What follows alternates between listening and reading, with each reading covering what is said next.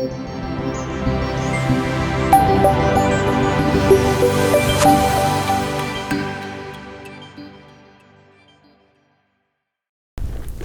want to talk today about hope and peace. And it's going to have to come from a very twisted journey here, I think. For reasons I think we'll find out as we go along. We have made it hard on ourselves. And the scriptures prove it. The things that our Father has gone through with His children and with the church now, I think. If I'm looking at what we see around the world correctly, we're in for a lot of stuff. I'll just leave it at that. So I want to start with a brief history, and this is in Ezekiel 20, and you can follow along. I'm not going to read every verse; it's a little lengthy. I just want to kind of hit some spots as we go through these verses, because it really starts with Abraham and comes forward to a certain point, and then we sort of have to jump on a different train and go to the end. But as I read this, and for those of you who are doing the daily reading, this is something that has been read just lately, and there's been a lot of this in Isaiah and Jeremiah and Ezekiel and Obadiah and some of the other prophets about the push and pull of the people and their relationship with God. And it makes me think about Ephraim and Manasseh, because they were the two sons of Joseph, and I think we realize that the two countries, the United States and the British Commonwealth, are the legacy of those two men. And what was given to us and our cousins, if you will, in Britain has far surpassed any other nation in the world. And yet we are literally throwing it away by disobedience. And that's kind of what this history shows us. Beginning in verses 1 through 6, Ezekiel records that the covenant promise with Abraham, all the way back to the descendants in Egypt, was broken many times. God pleaded with them to throw away their idols that they had brought out of Egypt. For we realize that they lived there for 400 years. They really adopted the lifestyle and the culture of the Egyptians. There were probably some who were married to Egyptians. We know that Moses actually, he had been married while he was there, and later he married another lady. So you have some intermix, you have some idols that get brought, made out of stone and wood, that get secretly brought into the house, put into a cupboard, and then when they were leaving, they got unpacked and put on a donkey or a cart or whatever, and they went out with their idols. God said, throw away your idols, because you're coming to the promise of a land flowing with milk and honey. Yet, in verse 8 and 9, there was rebellion, no obedience, and we'll start seeing a trend. God pronounced fury on them, but withheld it. And of course, we know that Moses intercedes more than once. Take me, kill me, but have mercy on your kids. And because of God being the honorable being that He is, did not want the Gentile nations to say, look what God did to the people. He gave them nothing and then killed them all. God becomes then a laughingstock because He has not upheld His covenant. So God relents, has mercy, and the story continues. 40 years they're in the desert, the wilderness, and during that time they're given the law, the 10 Commandments, they're given the statutes, the judgments, the Sabbaths, singular Sabbath today, all of the yearly Sabbaths to live by, so that they would have good lives, they would be protected. You can read through Deuteronomy 28, 9 and 30, the blessings and the cursings. If you will do this, thus and such will happen. But if you do this, And you read all the horror and the carnage that's going to take place and how many times it has happened in history. But the interesting thing to me is, not only did the 12 tribes come out of Egypt, but a very large group of other nations who were slaves. People from other nations who had been captured or sold or bought or brought in to be maids and whatever, valets or whatever they did for the kings and all that. There was probably hundreds of thousands of people that came out with the 2 to 3 million people from Israel. And they were also promised this same promise. You read in Leviticus 1, verse 1, if anyone comes to the tabernacle of meeting with the sacrifice, they will be blessed and have a relationship with God. So God wasn't just working with the nation. He, at that point in time, He had opened up His doors to anybody and everybody. So that color didn't matter, ethnicity didn't matter, gender didn't matter. Anyone could come and worship God and have a personal relationship with the Almighty. And yet, we see time after time after time, rebellion. The people despise the judgments.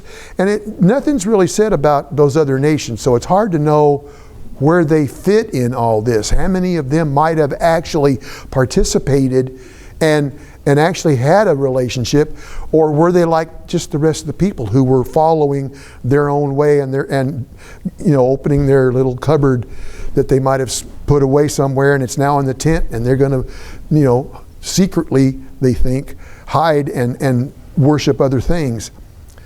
But they despised the judgments, they despised the laws. This is in verse 13 through 17. Greatly despised the Sabbaths. Again, fury pronounced on them, but withheld. And then in verse 18, and I want to read verse 18, God's plea comes. Let me find it. Here we go. So Ezekiel 20, verse 18, but I said to the children in wilderness, now we're talking generations now I have lived, do not walk in the statutes of your fathers, nor observe their judgments, because he's talking about defilement here, nor defile yourselves with idols. Again, God is pleading with the people that have survived. Walk in my statutes, keep my judgments, and do them. And when you think about that and you bring it forward to the New Covenant and the New Testament and everything since the Holy Spirit was poured out, this really talks to us too. Because after all, we are part of the inheritance of Israel. No matter what color, what race, what gender, we too can come to the tabernacle of meeting and offer our sacrifice and be blessed. God has pled with humanity ever since Adam and Eve sinned. Imagine that. All the time. For 6,000 years, which, that's just a few days to him, right? Because spirit beings don't really deal with time the way we have to. But imagine, God has seen all of the deception, all of the problems here, and has had to relent and give us another chance. And you look at where we are today, I tell you.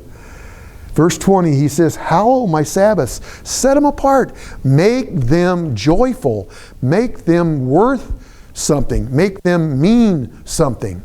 Because it's not just another day. The Sabbath is a day of rest. It's a day to commune with the Almighty. Each holy day is part of the plan of God for the salvation of mankind.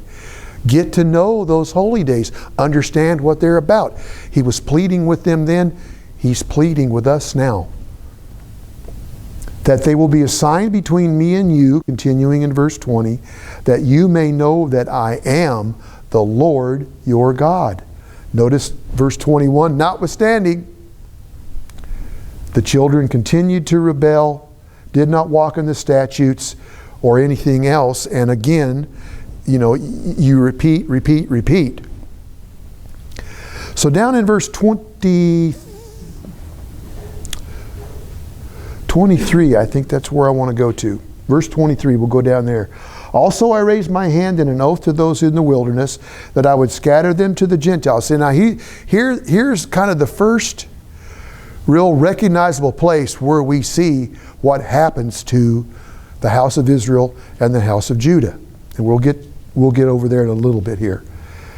Also I raised my hand in an oath to those in the wilderness that I would scatter them amongst the nations and disperse them throughout other countries, because they, to put it bluntly, have not obeyed me.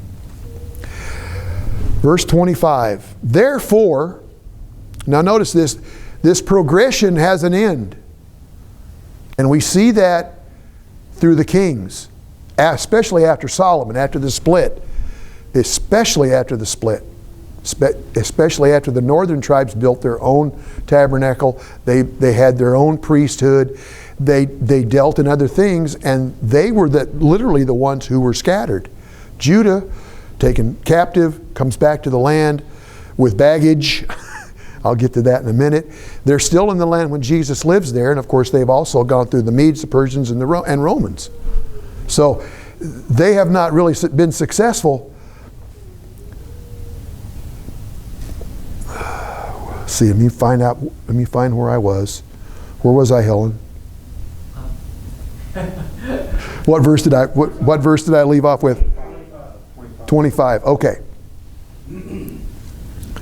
Ezekiel 25. Therefore, son of man, speak to the house. That's 27. Let me go back to 25. Therefore, I also gave them statutes that were not good. Notice he's letting them do their own thing.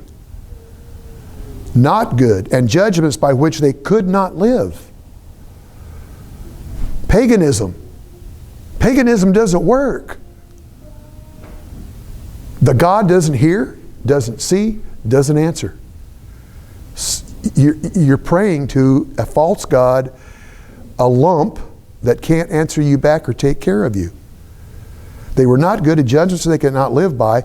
I pronounced them unclean because of their ritual gifts that they came up with instead of what God wanted them to do, in that they caused their firstborn to pass through the fire, including the king's families, that I might make them desolate, that they might know that I am the Lord.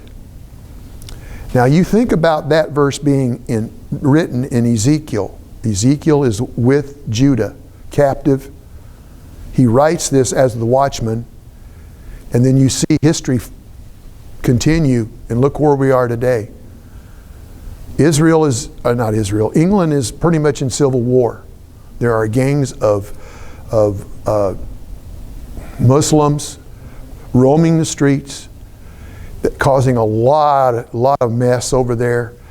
You look at our culture today, and it's shameful. You know, I don't know that I need to go through all the details. I think we all know. And abortion is passing through the fire, you know, in relationship to what they did back then. We kill the babies before they're even born. And at the DNC, I don't know how many of you noticed it, there was a blurb on the news one night, and then I saw it on YouTube later, that at the DNC, free abortions and free vasectomies were being offered at their convention. And it's all because they want to depopulate this country. They're very vocal about that. Very vocal. And all the talk of freedom, they want to take away our freedoms. They want to control us. They want to have our money at their disposal. And everything else. Tell us what day to worship on. You know, that's kind of in the news now as well. You can see that this culture is mirroring the culture of Israel and Judah.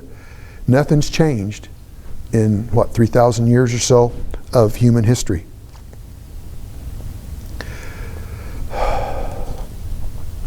All right.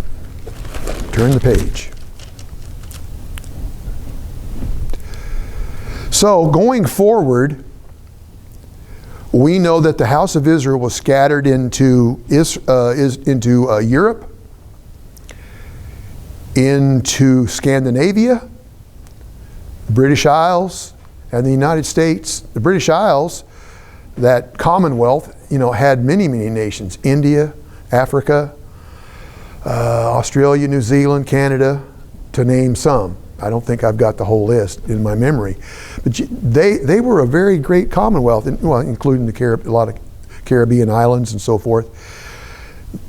The sun at one point in time never set on that commonwealth. It does now. I think there's countries that have become independent so that the sun goes over them in an independent state. But after 70 years in captivity, Judah was allowed to come back and rebuild the temple and resettle Judea. Problem was, having been told that they should build houses in Babylon and marry and have children, many people that came back brought back Babylonian spouses and children, including priesthood. Which, if you start looking at that by the time Jesus is living on the earth, there is a mixture in the Pharisees and the Sanhedrin and all the lawyers and whatever else they were of traditions that did not necessarily coexist with Torah. And they would rather worship the tradition than the creation that God had made for them, including all that we see, the Ten Commandments and the holy days and such. They were more comfortable living off what they had created themselves. Which, again, looking at that today, is the last thing that we should be doing within the church. And unfortunately, you look at Protestant churches, there's a lot of churches that have adopted the flag, and they do all kinds of things for certain communities, including some who are evangelical, which, you thought that was a bastion of conservatism. Yet they are now bowing to pressure of society to make them feel welcome. Now, I don't mind somebody coming in the door. I don't mind worshiping with us. But the minute they open and start spouting their literature and their rhetoric, my estimation, they're gone. They should be asked to leave and not come back. Of course, you know what that's going to create, but we have to take a stand at some point in time. We have to maintain the truth. It's not our truth, it's God's truth. It's God's truth. In Leviticus 23, he said, my commandments, my statutes, and my Sabbaths. And we are the ones living now that have to hold on to that.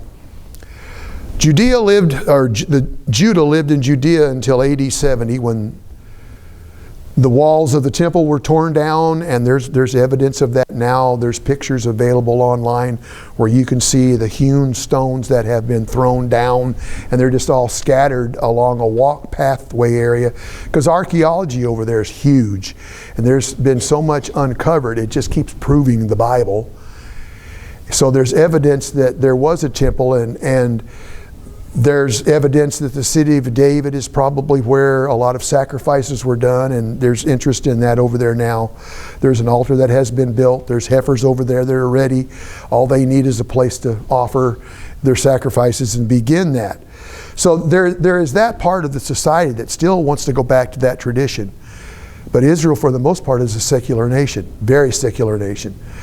So I think God's trying to waken them up. And of course, you look at Psalm 83 and you look at Ezekiel 38 and 39 about the city and the nation being encircled by enemies. It's all there today. It's all there right now. It's in play.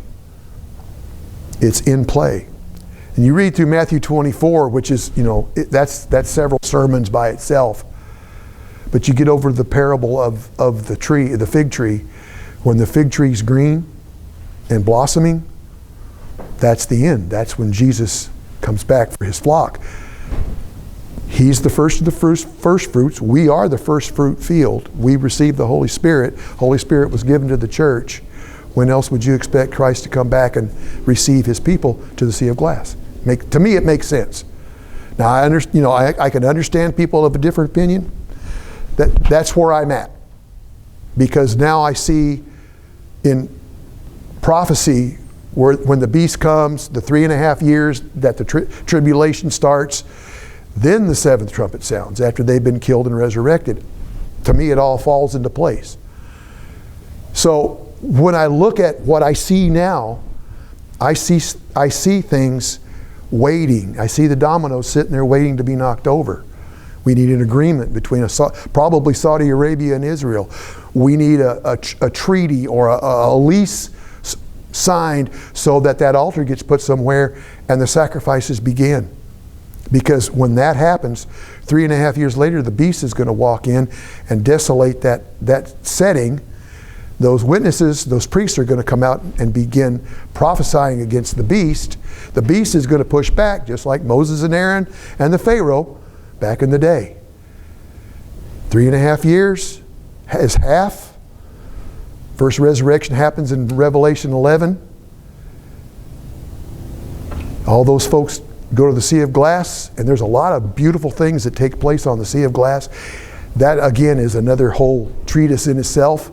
All of the different things that take place up there, being brought before God, just like Jesus was brought before God at the wave sheaf, meeting our Father, getting to know our brother, greeting all the people, being given a new name, being given a job, and that job may encompass many cities around the world. Spirit beings don't need to sleep or eat or anything else. You start folding all that in, and we here today are looking at that last generation that Christ talks about beginning in 1948. 2028 is 80 years. Ask yourself, how long is a generation supposed to last? 70, 80?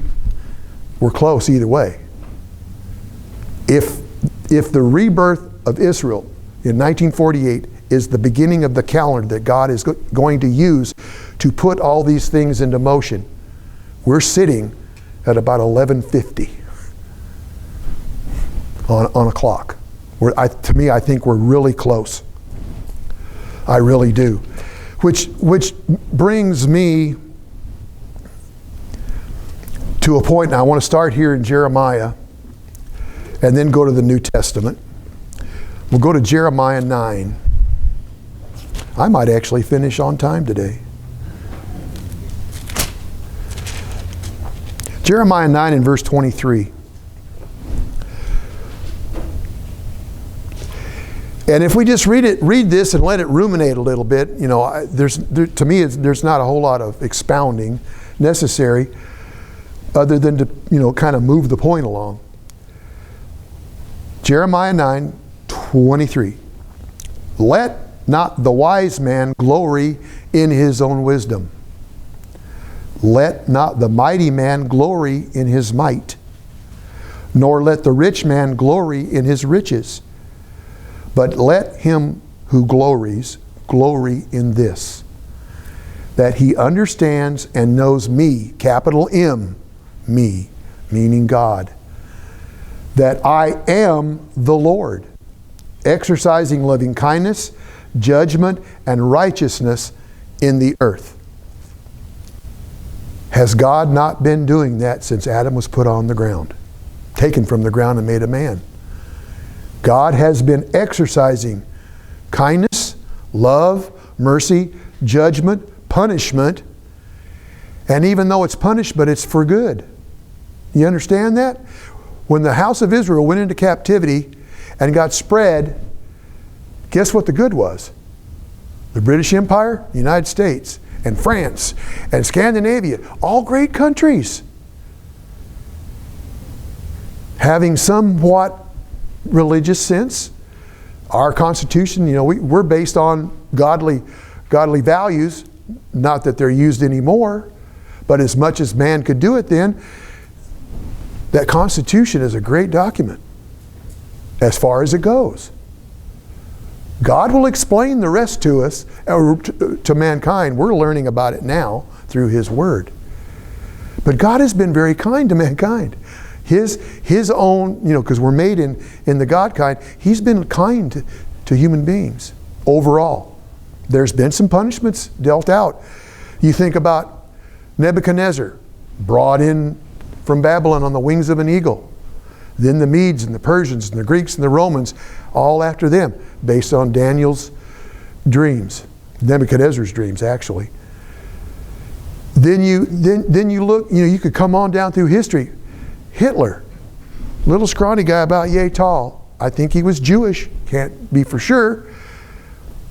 6 million ethnic Jews slaughtered. But what happened 2 years after the war was over? The people who were left, who were scattered all around the world, who had survived, bought property in Israel and moved in. And the clock has begun ticking. God relented from the punishment that they had endured in World War II and allowed that remnant to come back.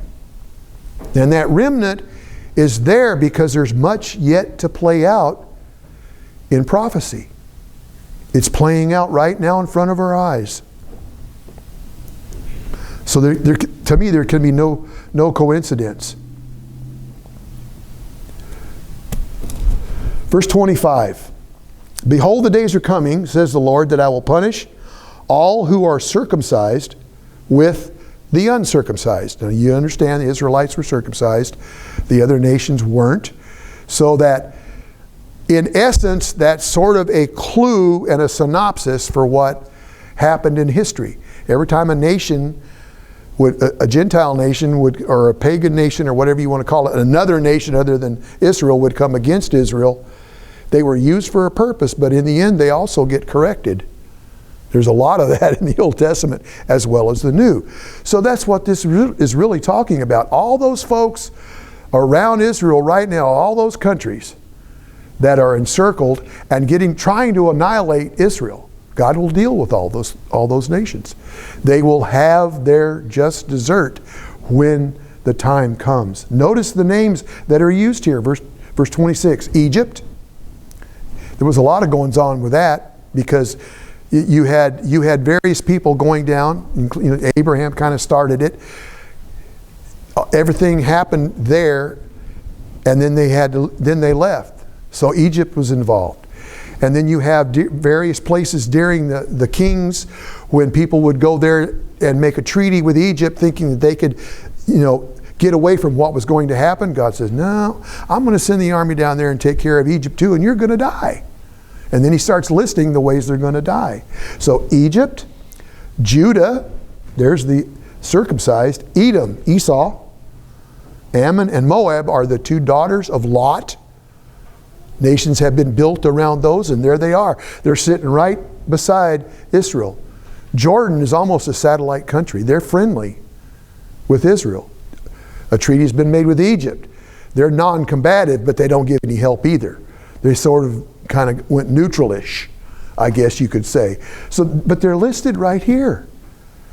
And now they're involved in what's going on, which is going to bring Jesus down eventually to fight and conquer. Okay, let's finish up this verse. And all who are in the farthest corners who dwell in the wilderness, for all these nations are uncircumcised. Notice all of them, because they've dealt in pagan behavior, pagan deities, if you want to call them that. And all of the house of Israel are uncircumcised in their minds. Their minds have wandered and gone to different things and do different things. And we see it today with the Christmas trees and the Valentines and all the other things that go on in this country. For the 5 years that I worked at the JCC, Jewish Community Center in Dallas, I found out some interesting things. The head librarian who worked upstairs, pretty little girl, about 26 or 28, I guess. She's bouncy and perky and, just full of life and energy. And at one point she says, because Halloween was coming up. Halloween's my favorite holiday. She's an ethnic Jew, obviously, a secular one. And then I'm talking to another lady, because I worked in the front office, and she says, yeah, we're Jewish, but some of our kids have married outside, so we have Christmas trees and we bring gifts and so on. And she basically said, it's all good. That's where the culture is today. The problem that continues with that is all the other things that get lumped into the culture, which are okay. And that's really, really the bad thing. Okay, so where am I at? Jeremiah 17. Let's go up here to Jeremiah 17 real quick. Verses 5 through 10.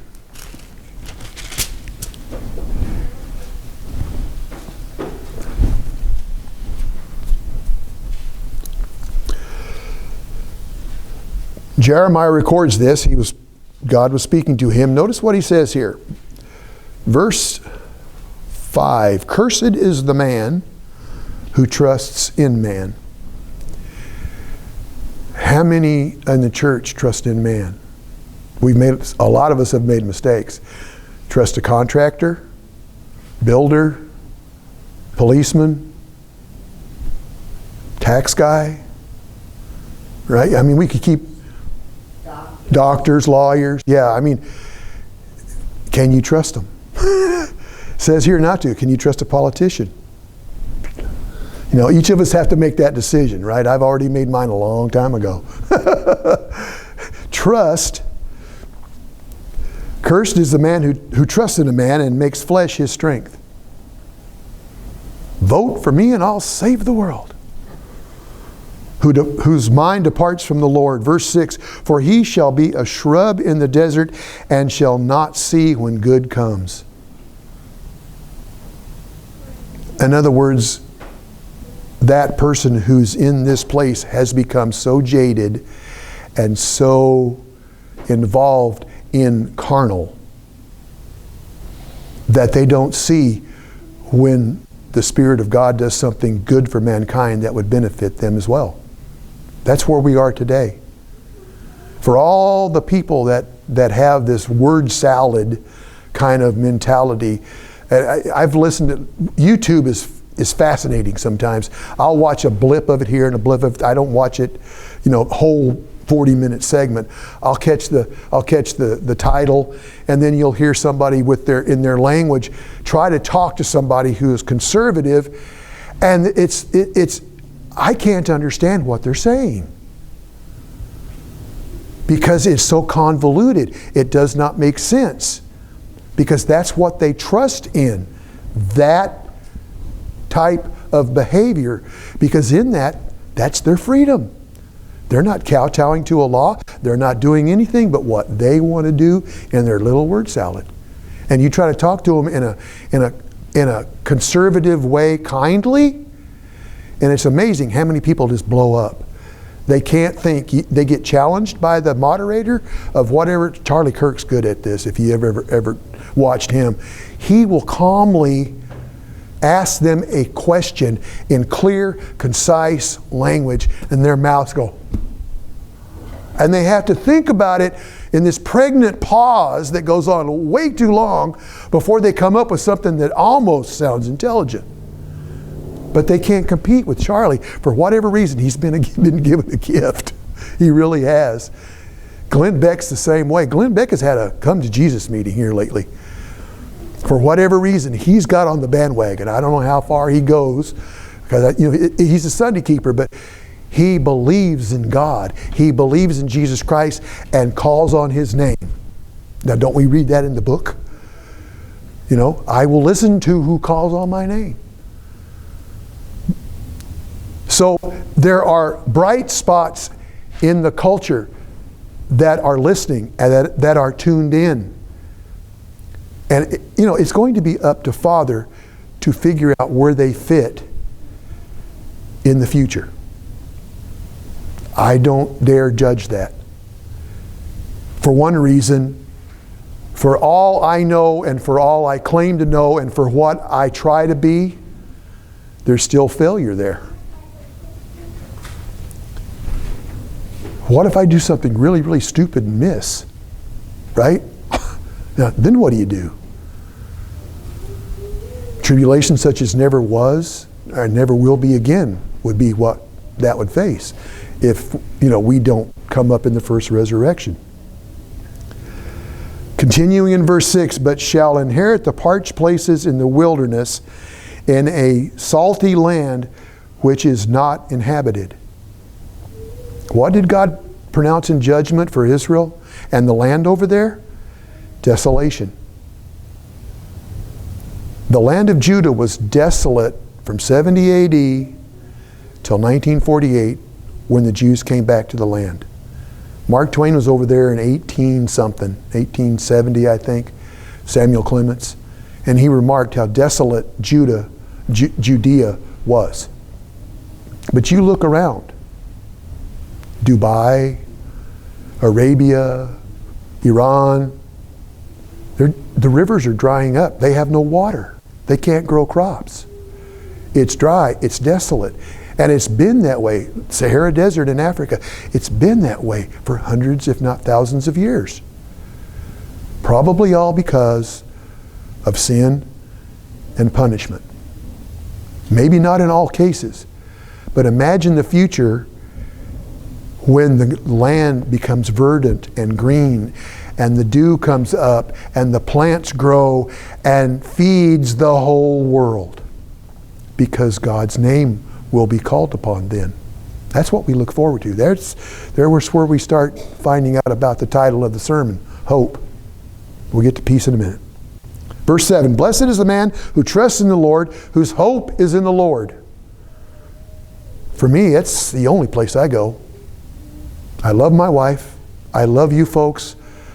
You know, I love my life. But there are boundaries, because God has to come first. I'll die for Helen. Might even die for y'all.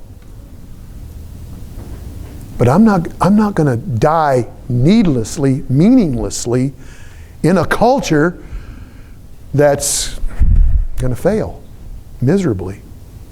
That's the last thing I'd ever want from my life, knowing what I know now. It's more important to be faithful and have this hope and put my trust in a supernatural spirit being than let a man make a decision for me and I fail. That's where it's coming down to. Blessed is the man that trusts in the Lord and whose hope is in the Lord, for he shall be like a tree planted by the water, which spreads out its roots by the river, and will not fear when heat comes. Now heat's probably, that's a generic term for disaster. We don't have to fear, even though we face death by an angry mob or a tribunal or anything else. Because in the end, our blessing is actually that we're asleep and that we know Jesus wins and we're going to come up in the resurrection and we're going to be with Him forever. God wins. That's what it says over here. I put my hope and trust in that. Not in who wins the election on November 5th. In a lot of ways, it doesn't matter who wins this year. Things are so bad. They're sort of rolling downhill and got to a point where you can't stop that big ball. In my estimation, I think it's not. We're past the point of no return. I really do think so. Which spreads out its roots by the river and does not fear. And let's see, what does that say? Oh, I thought I had a note down here with an asterisk. Does not fear when heat comes, but its leaf will be green and will not be anxious in the year of drought, nor will cease from yielding fruit. The only way you don't cease from yielding fruit is you live forever, and you serve and you grow in the kingdom, and you serve the communities that you're sent to serve.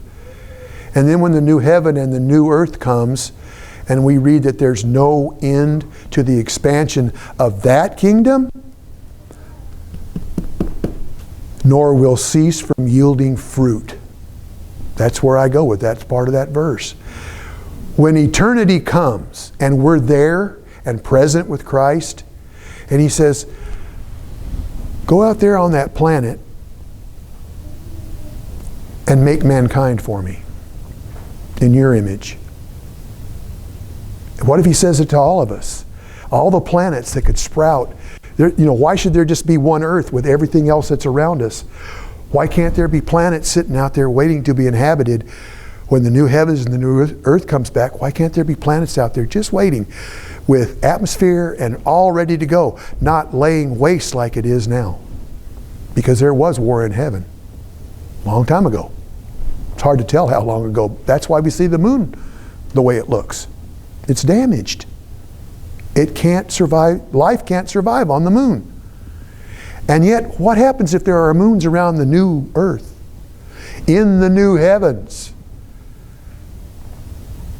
And the millions of people who are spirit beings and have lived for 1,000 years and have been kings and priests with Jesus, sharing his inheritance, were given expansion of the jobs we were given after resurrection.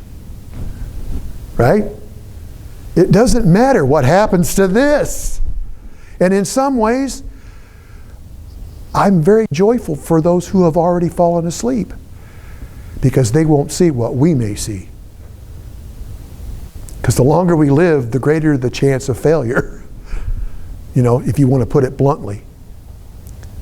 The longer we live, the more hope we need, the more presence of the Holy Spirit in our minds to make our bodies follow the law. Don't steal, don't murder, don't be deceitful, don't be dishonest. Love your neighbor as yourself. Love the Lord thy God with everything you got, mind, body, spirit, and will, everything. Give it all. He owns us. Jesus paid the price. We have been bought through blood. The final sacrifice, once for all. I mean, that's, to me, that gets into places where the understanding is not there yet. About done. I want to wrap this up here real quick. Romans 15. And I'm going here because of this. By the time Jesus lived on the earth, Rome had been ruling about 160 years. And Rome, in its incarnations, did not completely fail and was not completely conquered until about 1540. Italy, where Rome, the city of Rome is, was conquered in 410 AD. In about 600 AD, and that was just Italy. About 600 AD, Muhammad came down through the Holy Land. Well, I talk with my hands. Came down through and just massacred everything as he went through. That still left Constantinople, where Constantine moved. That part of the Vatican moved up there as well from Rome. And that city, which is now Istanbul, Turkey, lasted until it was destroyed in about 1540. And shortly after that, this began to be printed and go worldwide. A lot of the influence of the Vatican died with that, and what was left is what's in Rome. Now, Rome's bad enough, and Rome still exists, and Rome is still going to be Rome as we near the end. And I think we're going to see things out of that city and from the people in that building called the Vatican be part of the end time solution. At least that's what they think it is. But in Jesus' time and after Jesus' time in the first century, try and picture in your mind what it might look like to live in the center of sin. Because it was already, you had the Roman emperor who was G-O-D, little g. He thought he was big G, but he ruled in a way that nobody had any freedom, ruled with an iron hand. You could be taken off the streets and hung for no reason at all because God said to go do it, little g.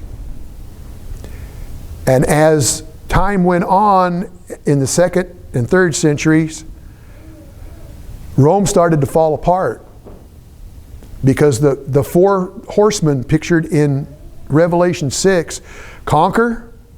Rome expanded in the second century. The third century, there were four emperors in the second century. Rome expanded its territory hugely. In the third century, in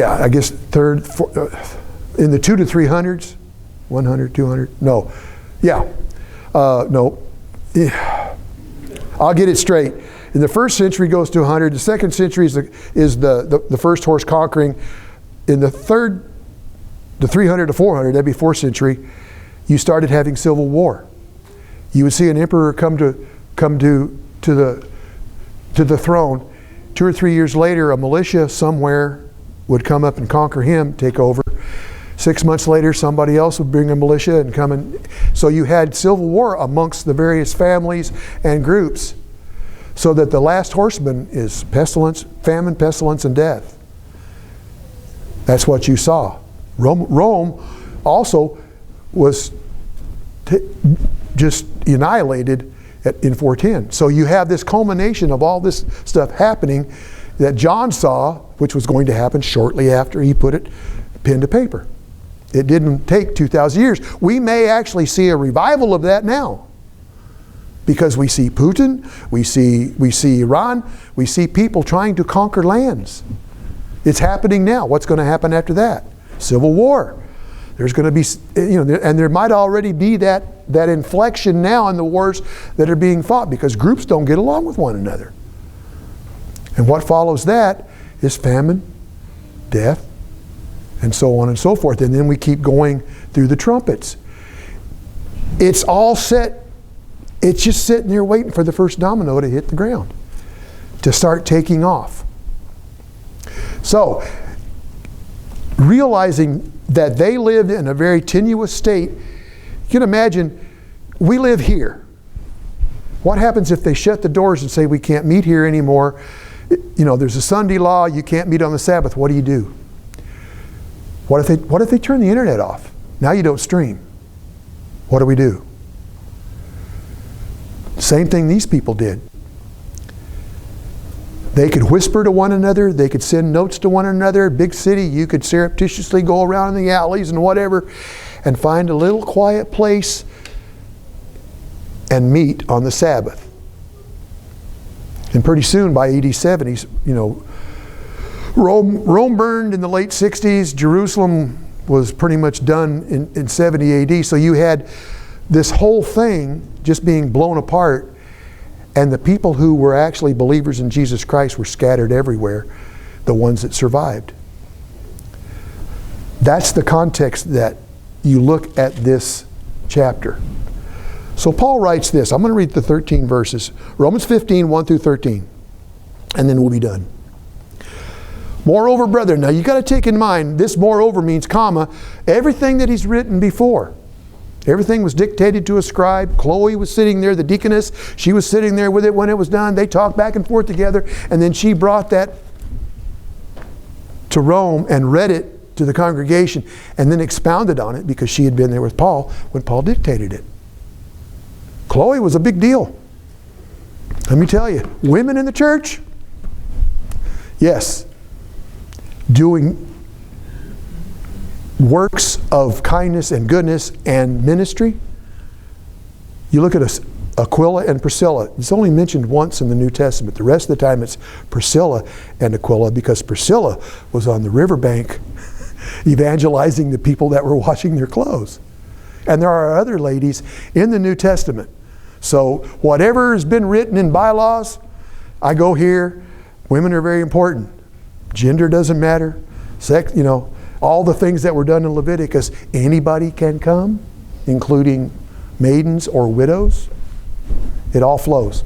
So, moreover, comma, brethren, including male, female, and whatever nation they're from, because we know there were multiple nations in Rome, the city. I declare to you the gospel which I preached to you, which you also received, and which you stand, by which you are saved, if you hold fast that which I preached to you. Don't you wish this would have been written to the Israelites in a way that they would actually have believed and followed? Unless you live in vain or believe in vain. For I delivered to you that which I received from Christ, that Christ died for our sins according to the Scriptures, that he was buried, that he was rose again the third day according to the Scriptures. He was seen by Cephas, then by the 12, and after that over 500 people. See, a lot of scientists and a lot of haters don't believe these words. That's just rubbish. Jesus never existed. Well, guess what? This is a history book, and there's history for you. We have to have hope, right? We have to trust that this is right. Correct.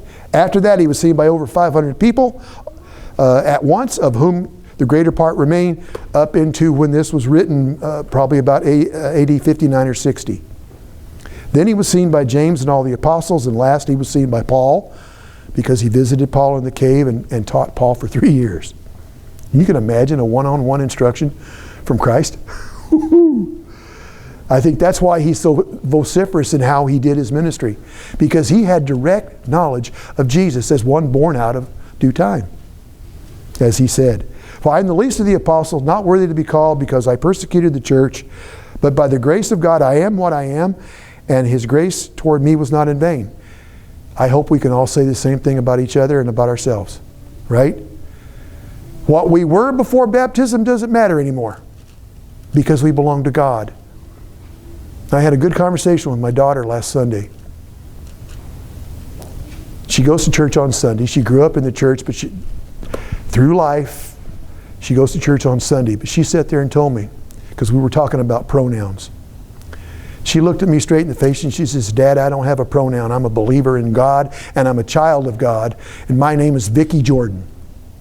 That's exactly what she told me. And that's how I feel. I looked at her and go, "Oh, that's a mirror. That's my daughter." Because that's how we should all be. My name's Dean Roberts, and I believe in the Almighty God who created this world, and I believe Jesus Christ died for my sins, and I'm going to be with him and reign for 1,000 years. Let him kill me. I will have said my piece. That's our hope. And that's what's supposed to give us peace. Let's finish this. "By the grace of God, I am what I am, and grace toward me was not in vain, but I labored more abundantly than they all." Because a lot of them stayed in Jerusalem. Paul made 4 very arduous journeys, and a lot of people were converted from his words.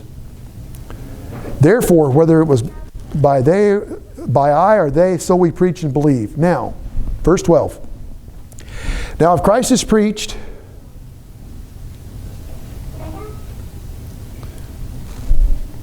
Okay. "Now if Christ is preached that he has been raised from the dead, how do some of you say that there is no resurrection? If there is no resurrection of the dead, then Christ is not risen. If Christ is not risen, then our preaching is empty and your faith is empty." See, there's the decision every believer has to make. Is this true or not? Do we live by this or not? Will we die for this or not? And if Christ is not risen, then our preaching is empty, your faith is empty. Yes, we are found false witnesses, because we testified of God that he would see. Yes, and we are found false witnesses of God because we have testified of God that he raised up Christ, whom he didn't raise up, if in fact the dead do not rise. See, he poses this question here. If this ain't true, what are we doing here? "For if the dead do not rise..." Oh, I'm in Corinthians, aren't I? That's pretty good. No wonder I'm not seeing what I want to see. And you didn't tell me. Let's go to Romans. That was good. That was good stuff, though. Somehow I made the move, and you guys are all looking at me with weird thoughts here. What's he talking about? All right, Romans 15. We'll have to make it quick. Verse 1. "We then who are strong..." And you go through 1 Corinthians 2 and 3, and you see about the natural man, the carnal man, and the spiritual man. Spiritual man is the one who is mature and strong. They're supposed to look out after the ones who are just coming in or just baptized. That's what we're talking about here. Those folks who are new to the faith, who don't know the ropes yet, do not understand where their faith should lie, so on and so forth. Let each of bear with the scruples and the weaknesses of the newbies, I guess if we want to put it in our language, and not pleasing ourselves. You don't puff up yourself. Look how good I am. Emulate me. Well, if I'm going to follow what I just read about not trusting man, red flag just goes up. "Let each of us please his neighbor for his good, leaving to edification. For even Christ did not please himself, but as it was written, and we read Philippians 2, verse 5 through 8, about the reproaches of those who reproach fell on me." You also read that same chapter, and it talks about him divesting himself of his deity and coming to earth as a human and going through death on a cross. Which the resurrection for him gives him a spirit body. Resurrection for us gives us a spirit body as well. Something to hope for. Let's see. Let's go over here to